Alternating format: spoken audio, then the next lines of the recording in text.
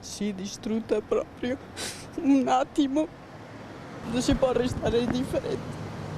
Un pellegrinaggio mesto, colmo di dolore per i tanti che oggi in via Udine hanno voluto portare un pensiero in memoria del piccolo Mattia, del papà Marco Antoniello e della nonna Maria Grazia Zuin, veneziani, come i tanti villeggianti che si rifugiano ogni estate nel cuore del Comelico. Sono anche vicini di paese, Favaro. Lei è veneziano? Sì, sì.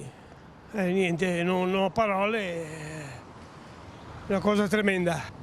Non è possibile che succedano certe cose. Il fatto rimane sconvolgente.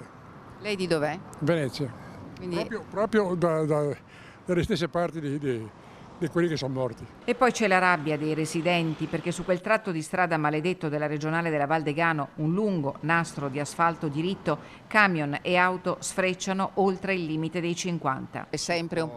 Dovrebbero mettere dei dissuasori qua, secondo me, perché c'è anche il velo che sta laggiù, però qua corrono.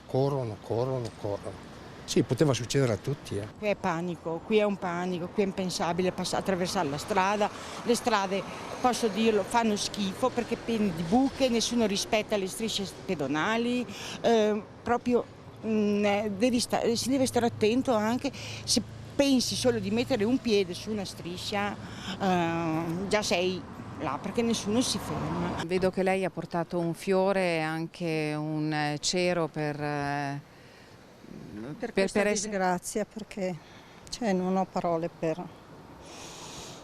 quello che è successo ieri. Poi noi abbiamo visto solo in televisione queste cose, quindi Santo Stefano è un paese piccolo e la gente, forse li conoscevamo anche, ma anche se non li conoscevamo c'è un dolore